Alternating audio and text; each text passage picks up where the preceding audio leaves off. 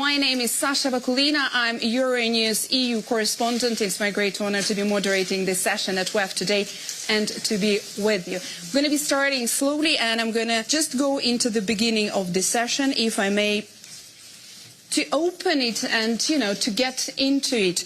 Azerbaijan and Armenia worked out a historic peace deal after decades of tragedies, changing the course and the future for the two countries, but also for the whole region, just as we now witness the fast-changing global order. Given how much effort it has taken to close the painful chapter, I would like to ask President Aliyev and President Hacettepe, how do you look in the future now? What does the future hold now? Both of you being here together at this session is already a great message in itself. Yes, you're absolutely right. It was a historical achievement last August when two countries initialed peace agreement, thus putting end to 3 decades plus of war and bloodshed. The uniqueness of this peace deal is that it was signed less than in 2 years after the last bloody clash. So it demonstrates that if you have a strong political will from both sides and commitment to peace, then you can reconcile in a relatively short period of time. What has been signed today is transforming into the practical results. Not only we live in peace for 5-6 months only, and we enjoy this situation, neither Armenia nor Azerbaijan as independent countries ever lived in peace. When we became independent in 1991, we were already at military standoff. But today the benefits of peace are reflected into beginning of cooperation.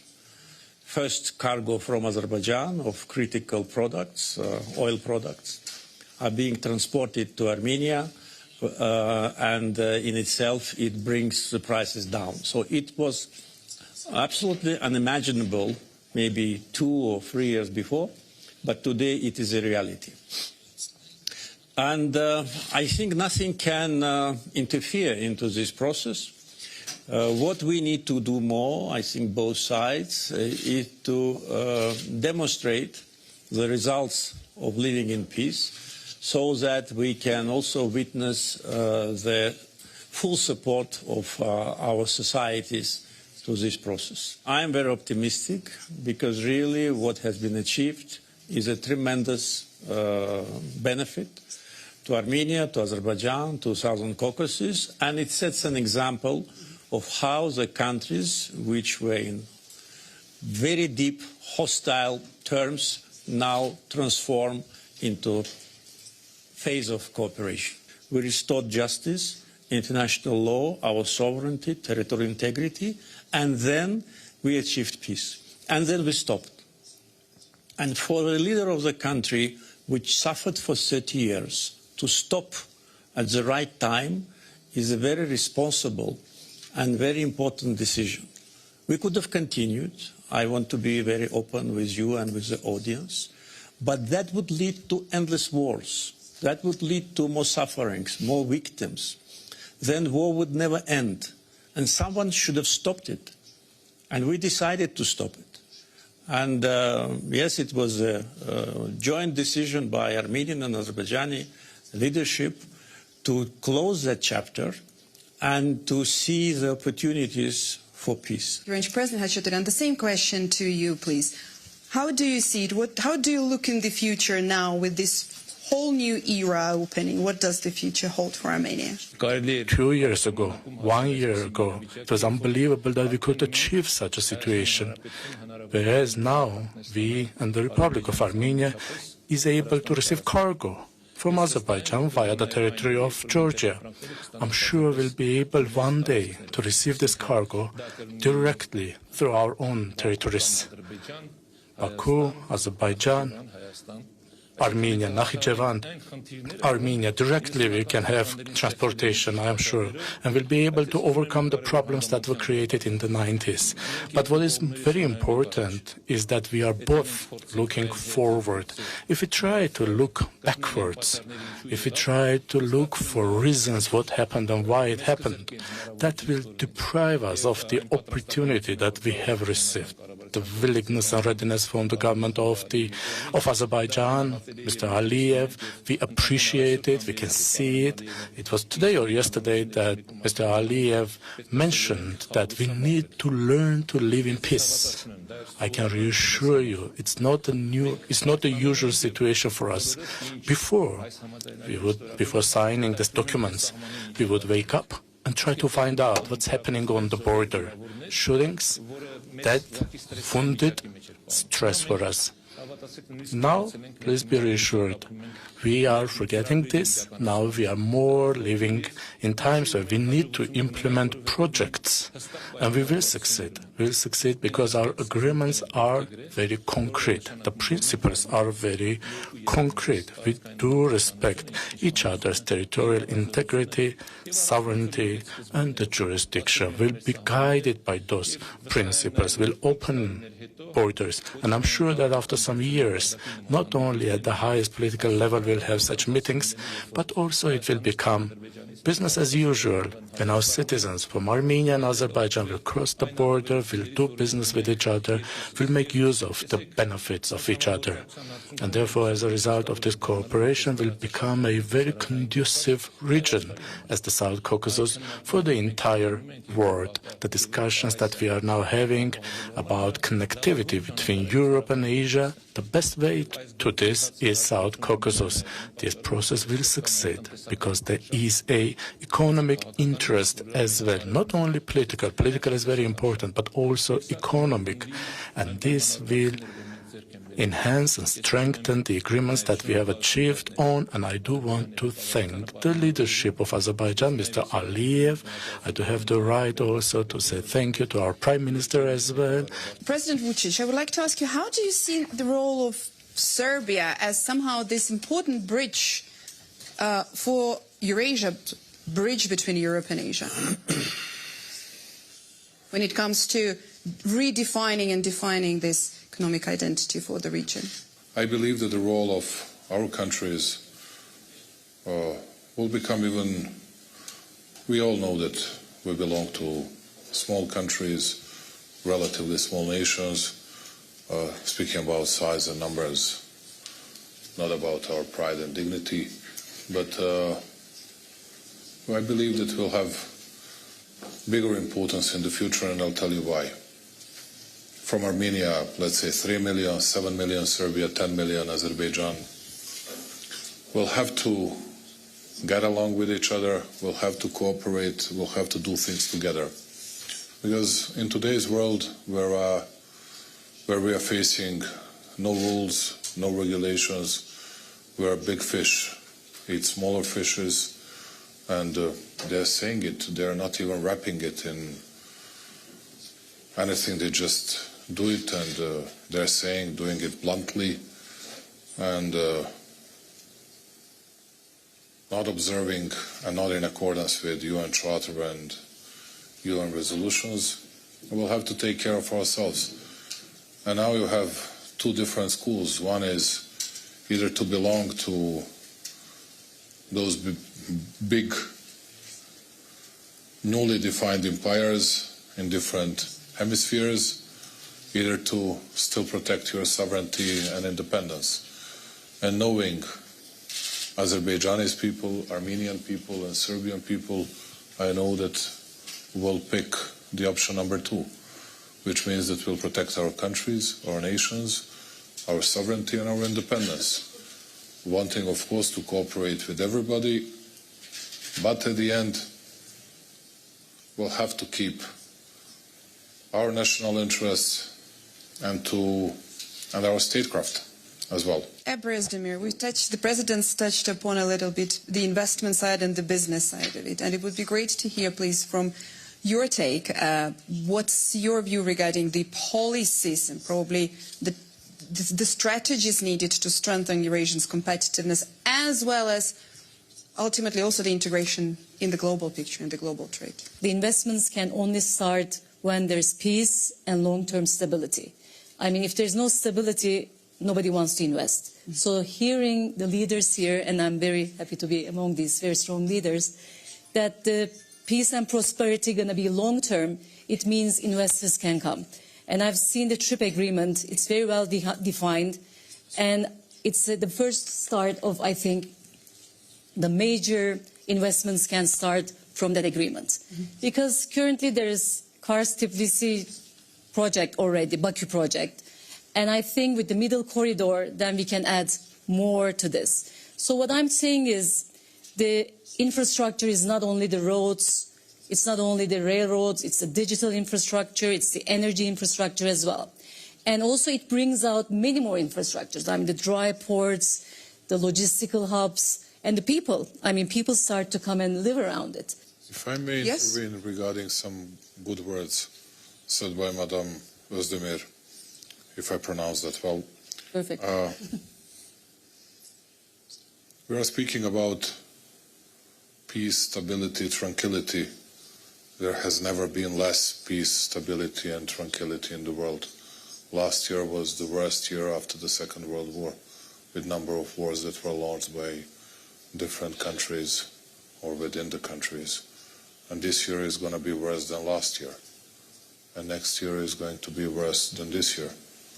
And everybody is speaking about peace, accusing someone else for not observing something, not paying respect to someone, but at the end everybody is taking care of its own national interests. Nobody cares about multilateralism, and this is the biggest mistake that all of us made in the past, and now no one can correct it. There are people that might say, even in our countries, in Yerevan, Baku, Belgrade, they might say, okay, it's somewhere away from us, but there is a spillover effect, and we are all going to face the consequences. And that's why I was speaking about creating better bonds between us in order to make these shocks relatively smaller to our economies and to our politics as well.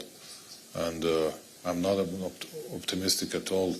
We have just entered the world of volatility and uncertainty, and not sure that we'll be able to overcome it in the years to come. President Hachaturian, what's your take on this when it comes to this new approach? I'm one of the politicians who has always spoken about peace. In my political activities, I've always tried to be useful for peace, because I understand one thing clearly. If you have neighbors, only live in peace with your neighbors, including in your daily life. There's no other way. Other way means arguing, fighting, disputes, loss of time. I am therefore optimistic that we will indeed succeed. We will indeed also have joint economic and cultural projects. We will indeed have, and we already have the precedents when the members of the civil society of our two countries meet. Business circles next will meet. In Yerevan, people can already buy Azerbaijani fuel for their cars. Years ago, if you would speak about this, there would have been hostile reaction to this. But this is the new reality we live in. And therefore, as for the problems of the world, there is a lot of volatility in the world. After COVID, a lot of things have changed. And the political map of the world is changing a lot. And the management methods are changing a lot. And therefore, especially in this situation, the small countries face challenges. But I do not want to underestimate them. Being small may also be an advantage. It allows us to act and take decisions independently ourselves and implement them independently ourselves. You may be surprised and asked, what about the big countries? Big countries have big problems. We have our countries, our interests, our action to be taken for our interests. The global geopolitical sort of picture, and the landscape looks completely different. There is not strengthening, there's rather cracking and shaking. And I would like to get that as a closing remarks for all of you speakers, please. How do you see, with this challenging and shaking and rather fragile global landscape, how do you see then the place of Eurasia in that picture? President Aliyev. After peace de facto is established, we started also economic cooperation, export operations. Azerbaijan lifted all the restrictions on transportation of cargoes to Armenia from Kazakhstan, from Russia, and now we got a request from Armenian side to provide transit from Armenia to Russia. So we de facto unilaterally opened the corridors. Yes, the transportation goes through Georgia, but one day it will go through Armenia. One day Armenia will go directly through Azerbaijan, and that day is not too far away. We established a very close alliance relationship with Turkey, which is a brotherly country, and we have a huge investments in Turkey. Our investments in Turkey are more than $20 billion US. We are one of the biggest investors in Georgia. With a TRIP and the connectivity project, which United States now is supervising, we will establish a new transportation corridor stretching from Asia across the Caspian through Azerbaijan, Armenia, part of Azerbaijan which is Nakhchivan, Turkey, and further down to Europe, in addition to the existing corridors through Georgia. So the more routes, the better for consumers, for suppliers, for transit countries. So we as a country, we always concentrate on our regional agenda. And if we cannot achieve what we want in the region, we cannot have any aspirations for any kind of a global event. But today, especially after parallel tracks of Armenian-Azerbaijan and Turkish-Armenian rapprochement, which go in parallel and definitely will end in parallel by establishment of diplomatic relations between Turkey and Armenia, Azerbaijan and Armenia at the same time, we are changing the broad geographical area, part of Eurasia, which is very important for connectivity, for energy security, for peace, for stability. President, which with your closing thoughts? The spillover effect will harm us a lot. I'll tell you why. More than Azerbaijan, of course, because we have a lot of German companies, French companies, Italian companies that are producing spare parts. If they will face bigger tariffs from the United States of America, which is the main market for those companies, it will mean that we'll have to shut down our factories, our plants in Serbia. And at the same time, there is a political issue. I see that we are coming to an end of a session. Everybody used to have its own Pandora's box. Now everybody is speaking about new Pandora's box. The real Pandora's box was open on Kosovo issue, when many countries in the world, Western world in particular, recognized and acknowledged an independence of Kosovo, saying, well, this was because of humanitarian disaster that was caused by alleged Serbian authorities' action in Kosovo. And at the end, you can see the same arguments are used by all the others that are doing against the other countries. But everybody is forgetting when it started. And now why I'm afraid and why I'm saying that I'm not that optimistic is the fact that we are having more regional and local wars than ever. You have no certainty even in the Gulf region, as it not used to be the case till last few months. And also need to say that this divorce between US and Europe is not going to be just a temporary issue. It's going to last for quite a more time. And at the end, we'll all have to pay the price. Whether we'll be able to take care of ourselves, I hope that we'll be able to do it better than some others. But are we going to be hit? No doubt that we're going to be hit. But with the support and with the help with the assistance of such a good friends like Armenia and Azerbaijan, and hopefully Turkey as well, will be able to overcome all these difficulties. Thank you very much for participating. Thank you for being here. And thank you for watching this live.